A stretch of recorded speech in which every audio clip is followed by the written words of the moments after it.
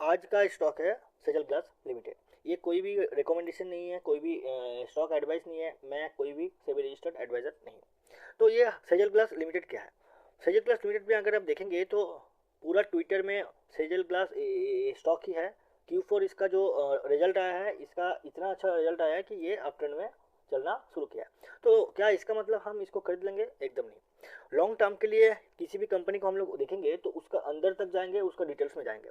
Company क्या क्या करती है? Sejal glass limited establish in 1998। Added glass, value added glass मतलब tempered glass, insulated glass, laminated, fire rated, ये सब करता है। टेम्पर्ड ग्लास आप लोग जानते हो, insulated glass, laminated glass. Laminated glass मतलब जिसमें लैमिनेशन होता है। फायर रेटेड ग्लास जिसमें आग नहीं लगता है। Bullet proof and radio grade glass, real estate में भी ये यूज़ होता है। इंफ्रास्ट्रक्चर मतलब जानते हो, शॉपिंग मॉल, ऑफिस, ये वो, इसमें हर एक जगह पर ये यूज़ होता है। तो इतना अच्छा जो कंपनी है वो कैसे कैसे काम करता है, किस हिसाब से करता है, ये हम लोग को जानना है। तो क्या ये एक अच्छा कंपनी होगा या फिर नहीं? इंडिया का प्रोसेस ग्लास मार्केट, प्रोसेस्ड मतलब जो तैयार होके रेडी होता है, इसमें इसका CAGR अभी चल रहा है 30%। मतलब इस हिसाब से ये ग्रो कर रहा है। अगर 1 ईयर, 1 साल आगे 1 लाख का ग्लास ये होता था, सेल होता था, तो अभी हो रहा है 1,30,000। नेक्स्ट ईयर होगा 1,60,000 या फिर 66,000 ऐसा। तो इसका एट फर्स्ट थोड़ा एनालिसिस में देखते हैं कि मार्केट कैप है 874 करोड़। ठीक है। स्टॉक का PE है 41। उतना अच्छा नहीं है, उतना ओवर वैल्यू भी नहीं है, अंडर वैल्यू भी नहीं है। ठीक है। बुक वैल्यू है 48 और अभी का जो प्राइस चल रहा है वो चल रहा है 767। मतलब इतना गैप है, मतलब ये अभी बुक वैल्यू से 14 गुना ऊपर है। ठीक है, 14 के आसपास। डिविडेंड यील्ड एकदम नहीं देता, जीरो, तो इस पर हमें कोई भी दिक्कत नहीं है। ROCE एंड ROE अच्छा है। डेट है 227 करोड़। तो एक 874 करोड़ का जो कंपनी है उसका अगर डेट 227 करोड़ रहेगा, मतलब उसका डेट 28 से 30% के आसपास है। It also okay. प्लेज है 0.15, मतलब एकदम नेग्लिजेबल है। 1 से नीचे है मतलब अच्छा है। तो ये सब देख के हम लोगों को ये लग रहा है कि कंपनी अभी तक तो अच्छा है, लेकिन कंपनी सिर्फ अच्छा है ये इम्पोर्टेंट नहीं है। कंपनी अगर लॉन्ग रन तक जाना है, किसी भी इन्वेस्टिंग के लिए आपको ऐसा स्टॉक को ढूंढना है जो जिसको हम लॉन्ग रन तक होल्ड कर पाओ, और लॉन्ग रन तक जब भी मार्केट में क्रैश आए वो उतना क्रैश ना हो, ऐसा स्टॉक आपको ढूंढना होता है। ठीक है। तो लेटेस्ट नंबर हम लोग अगर देख लेंगे तो लेटेस्ट नंबर सुपर है, 62% ईयर ऑन ईयर है। पैट है मतलब प्रॉफिट आफ्टर टैक्स, ये भी 163 है percent year on year. Q4 अकेला ये दिया है 63। तो ये जो क्वार्टर है, लास्ट क्वार्टर है, लास्ट क्वार्टर में इतना अच्छा रिजल्ट आया है कि पूरा ट्विटर में सिर्फ इसी का ये हो रहा। तो अभी अगर इसका चार्ट देखें तो ये 2017-18 से 2021 तक एकदम 5 रुपये 6 रुपये इसी रेंज में था। लेकिन अचानक इसमें क्या हुआ है, 2022 से ये 100 रुपये या फिर 6 रुपये से, एक्चुअली 6 रुपये से 800 रुपये तक चला गया। ऐसा ह्यूज ग्रोथ। तो ये जो ह्यूज ग्रोथ है अभी ये रुकेगा नहीं। ठीक है। ये इतना ग्रोथ के लिए एक कंपनी ऊपर नहीं उठता। इसका ग्रोथ कम से कम 30x 60x इतना होना चाहिए, तब तक उठता है। क्योंकि कंपनी अभी टर्न अराउंड है। टर्न अराउंड का मतलब क्या होता है? टर्न अराउंड का मतलब होता है कि कंपनी लॉस में था, लेकिन अभी उसका लॉस कवर हो रहा है और वो प्रॉफिट में धीरे धीरे आ रहा है। लेकिन नेट डेट 200+ करोड़ लेवल्स पे है। तो क्या एक कंपनी में डेट नहीं होता? डेट होता है। वो किसके लिए होता है? इक्विटी रेज या एक्सपेंशन के लिए। एक कंपनी को अगर एक्सपैंड करना है तो उसको डेट लेना ही होगा, लोन लेना ही होता है। लेकिन उस लोन को वो कैसे यूज कर रहा है ये इंपॉर्टेंट है। वैल्यूएशन हम लोगों ने देख लिया कि PE रेशियो थोड़ा हाई है, लेकिन PV रेशियो सुपर हाई है। तो अभी हम लोग जाते हैं क्वार्टरली रिजल्ट्स पर। क्वार्टरली रिजल्ट्स पे हम लोग आप लोग देखेंगे तो सेल है 61, 61, 67, 77, 103, 100, अच्छा है। ऑपरेटिंग प्रॉफिट है 8, 9, 9, 11, 16, 14, ये भी ठीक ठाक है, बहुत अच्छा है।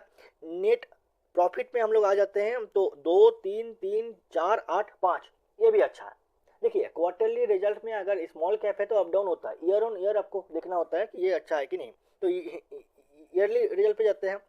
ईयरली रिजल्ट पे हम लोग सेल्स देंगे कि 9, 4, 10, 24, 46, 164, 244, 350, मतलब आप ग्रोथ देख रहे हो, ह्यूज ग्रोथ।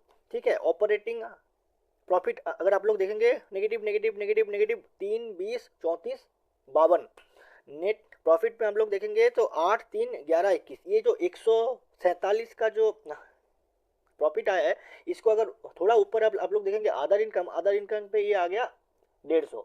तो अदर इनकम के ऊपर कंपनी को डिपेंड नहीं होना चाहिए, इसलिए मैं इसको इग्नोर कर रहा हूँ। ठीक है, उसके बाद यहाँ पर आ जाते हैं compounded growth, compounded sales growth, बाप रे, compounded profit growth huge. Stock का CAGR 10 ईयर में इसका CAGR है 64%, मतलब एक साल में इतना दिया है। 5 ईयर में 200 के आसपास, दैट्स ह्यूज। ठीक है, नेक्स्ट आते हैं तो हाई मार्जिन प्रोडक्ट ये लॉन्च अभी कर रहा है, इसका क्या डिटेलिंग है। हाई मार्जिन प्रोडक्ट मतलब एक ऐसा थिंग्स, एक ऐसा चीज़ ये प्रोडक्शन कर रहा है जिसमें इसका लाभ बहुत ही ज़्यादा होने वाला है। अगर कोई भी 3 रुपये का एक चीज़ है, अगर उसको 6 रुपये में हम सेल करेंगे तो उसमें हम लोग का लाभ हो रहा है 100%। लेकिन अगर एक चीज़ का दाम है 30 रुपये, अगर उसको 300 रुपये में हम लोग दे रहे हैं तो उसमें हम लोग का लाभ हो रहा है 900%, 900%। तो इसीलिए ये इस चीज़ पे अपना ये दे रहा है कि इस पे इसका लाभ बहुत ही ज़्यादा हो, मतलब कंपनी सुपर ग्रो कर सकता है 3-4 साल में। बट ये कोई भी रिकमेंडेशन नहीं है, जस्ट एनालिसिस है। रिसेंट इक्विटी रेज पे कैपेसिटी बढ़ाने का प्लान है। What does it mean? ये इसका मीन करता है कि ये लोन ले रहा है, डेट ले रहा है और उसको इसी चीज़ पे काम पे लगा रहा है। तो इसका प्रोज क्या क्या है, एडवांटेज क्या क्या है? Infra boom plus real estate demand से सॉलिड ग्रोथ पॉसिबल है। Infra and real estate growth ये कभी भी रुकेगा नहीं। ठीक है, इंफ्रा और रियल एस्टेट का ग्रोथ कभी नहीं रुकेगा। कहाँ पर घर नहीं होगा, कहाँ पर ऑफिस नहीं होगा, कहाँ पर मॉल नहीं होगा, कहाँ पर चेम्बर नहीं होगा, ये सब होता ही रहेगा। ठीक है, next high value product, fire rated and bullet proof glass, इसको आर्मी में चाहिए, इसको किसी कार में चाहिए होता है। फायर रेटेड ग्लास एवरी किसी भी ये शॉपिंग मॉल, किसी भी अच्छा इंफ्रास्ट्रक्चर, हर जगह पर ये सब रहता ही है। इसीलिए इसका क्या हो सकता है, बहुत ही ग्रोथ हो सकता है। तो नेक्स्ट क्या होता है, management expansion plus international operation पे भी इसका फोकस है। इंटरनेशनल ऑपरेशन मतलब UAE, तो दुबई में ये अपना एक्सपांड कर रहा है, अपना जो कंपनी है उसका जो ब्रांचेस है ये उसको एक्सपांड कर रहा है, मैनेजमेंट एक्सपेंशन हो रहा है। ठीक है, पास्ट टर्न अराउंड मोमेंटम दिखा रहा है 2-3 साल से। आप लोगों को ऑलरेडी मैंने दिखाई दिया कि 2-3 साल से इसका ईयर ऑन ईयर रिजल्ट बहुत ही अच्छा आ रहा है। तो क्या यही हम लोग को देखना चाहिए और कुछ नहीं देखना चाहिए? बैलेंस शीट भी देखना चाहिए। इसमें इसका अगर रिजर्व देखोगे तो ये नेगेटिव में था, नेगेटिव में होकर ये 2023, 24, 25, 26 इसमें इसका रिजर्व जो है बहुत ही सुपर लेवल पे ग्रो हुआ है, जो कि 4, 19, 28, 45। अब ये सब मैं क्यों आपको दिखा रहा हूँ, क्यों सिखा रहा हूँ? देखो, सोशल मीडिया ऐसा जगह है जहाँ पर आपको स्टॉक का नाम दिखाया जाता है, उसका थोड़ा मोड़ा एनालिसिस दिखाया जाता है, लेकिन अगर एनालिसिस आप डीप लेवल पे नहीं सीखोगे तो आप या तो उस पर होल्ड आपको करना टफ हो जाएगा, या फिर आप जहाँ से लोगे वो उसी जगह से घूम जाएगा। अगर घूम भी गया तो आपके पास वो कॉन्फिडेंस रहेगा नहीं कि आप उसको होल्ड करेंगे। ठीक है, तो ये बहुत ही इंपॉर्टेंट है। तो रिजर्व इसका ग्रो कर रहा है। रिजर्व क्या होता है? रिजर्व वो चीज़ होता है कि आप कंपनी से जितना कमा रहे हो ये सब छोड़ छाड़ के आप कितना पैसा जमा कर रहे हो, सेविंग्स कर रहे हो, इसको कहते हैं रिजर्व। कैश फ्लो क्या है? देखो, कैश फ्लो अभी तक तो नेगेटिव था, लेकिन अभी के लिए 103, मतलब अभी के लिए 3 पे अटका हुआ है। अब इस पे हम लोग जाएंगे कि इसका जो रिस्क है, इसमें रिस्क क्या क्या है। हम लोगों ने तो ये देख लिया कि ये ग्लास का कंपनी है, इंफ्रा बूम, ये ब्रो दुबई पे एक्सपेंशन, ये सब कुछ मुझे अच्छा लगा। बट द थिंग इज इसमें रिस्क भी तो होगा। तो रिस्क क्या क्या? वैल्यूएशन ऑलरेडी बहुत हाई पे, ऑलरेडी मैंने आप लोगों को ये कह दिया कि PE रेशियो, बुक वैल्यू, ये सब यही दिखा रहा है कि ये ओवर वैल्यू है। लेकिन एक चीज़ अगर ओवर वैल्यू है तो ये क्या और भी ओवर वैल्यू नहीं हो सकता? आराम से हो सकता है भाई। एक चीज़ अगर 300 का है तो वो 3000 भी हो सकता है, ठीक है। ये आपके ऊपर डिपेंड करता है कि आप कितना रिस्क ले रहे हो, कैसे उसको डिफाइन कर रहे हो। देखो ये इंपॉर्टेंट है, ग्रोथ अगर इसने उसके हिसाब से उसके हिसाब से नहीं किया तो एक शार्प करेक्शन आ सकता है, मिनिमम ये आधा हो सकता है कहीं से भी, ठीक है। ये चीज़ एकदम रख लेना। अगर ये कहीं से भी कुछ कंपनी में दिक्कत हुआ या फिर इसका जो ग्रोथ दिख रहा है, UAE expansion, glass infra boom, ये जो भी दिख रहा है, अगर ग्रोथ नहीं हुआ उसके हिसाब से तो इसका ये ऑलरेडी ओवर वैल्यू है तो कभी भी ये गिर सकता है, ठीक है। डेट कंटिन्यूसली हाई हो रहा है, अगर ग्रोथ नहीं हुआ तो एफआईआई डीआईआई इसको उतना इंपॉर्टेंस नहीं देंगे, एग्जिट भी कर सकते हैं, ठीक है। तो अभी हम लोग आ जाते हैं रेशियोज पे। आरओसीई अगर आप देखेंगे तो रिटर्न ऑन कैपिटल एम्प्लॉयड, मतलब कितना कैपिटल इसमें लगाया गया है और उसमें कितना रिटर्न आ रहा है, तो रिटर्न ग्रो हो रहा है 5, 13, 14, अच्छी बात है। अभी आते हैं मेन चीज जो ट्विटर पे भी चल रहा है, ठीक है। शेयर होल्डिंग में आप लोग देखेंगे कि एफआईआई कंटिन्यूसली थोड़ा एफआईआई ने कम किया है, प्रोमोटर ने भी थोड़ा कम किया है।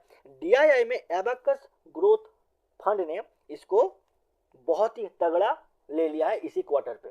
अभी ये एक जाने माने इंडियन इन्वेस्टर का ये है फंड है, तो उनका अकाउंट से अगर ये हो रहा है, उनका ओपिनियन से अगर ये हो रहा है तो इतना स्टेक को लेना एक ही क्वार्टर में, ये ह्यूज एक मतलब न्यूज़ है, ठीक है, एक ह्यूज न्यूज़ है।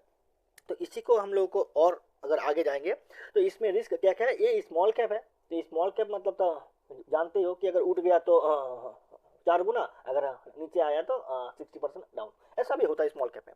कंपटीशन बहुत ही टफ है, एज इट इज़ ये स्मॉल कैप है, इसके पास कैपिटल कम है, तो इसके लिए इसका कंपटीशन भी टफ होने वाला है। तो अभी इसका अगर मैं अपना ओपिनियन इसमें दूंगा तो मेरा ओपिनियन ऑलरेडी मैंने आप लोगों को कह दिया कि स्टोरी तो बहुत अच्छा है बट ओवर वैल्यूड है। अगर आप वैल्यू इन्वेस्टर हो तो ये बहुत ही रिस्की है, अगर आप मोमेंटम इन्वेस्टर हो तब ठीक है। आप ये वैल्यू इन्वेस्टर क्या होता है, मोमेंटम इन्वेस्टर क्या होता है, अगर ये सब आप लोगों को सीखना है तो आप मेरा कोर्सेस ले सकते हो। तो किसी भी बिग इन्वेस्टर ने इसको खरीदा है, इसका मतलब ये नहीं कि हम भी इसको खरीद लें। तो हमारा कैपेसिटी हम लोगों को देखना होता है, हमारा चीज़ हम लोगों को देखना होता है, हम कैसे उसको देखेंगे, कैसे उसको इन्वेस्ट करना चाहेंगे या फिर नहीं, और अगर इन्वेस्ट करना भी चाहेंगे तो कितना कैपिटल करना चाहेंगे, ये बहुत ही इंपॉर्टेंट है, ठीक है। तो एट लास्ट डिस्क्लेमर यही है कि मैं एक सेबी रजिस्टर्ड एडवाइज़र नहीं हूँ, ना तो कोई एनालिस्ट हूँ, या कोई रिकमेंडेशन नहीं है, जस्ट मेरा एनालिसिस है। अगर आप सीखना चाहेंगे, अगर आप सीखना चाहते हो तो आप मेरा टेलीग्राम, यूट्यूब या फिर ये में आ सकते हो। अगर आप कोर्स करना चाहते हो तो टेलीग्राम में ऑलरेडी लिंक है। Thank you.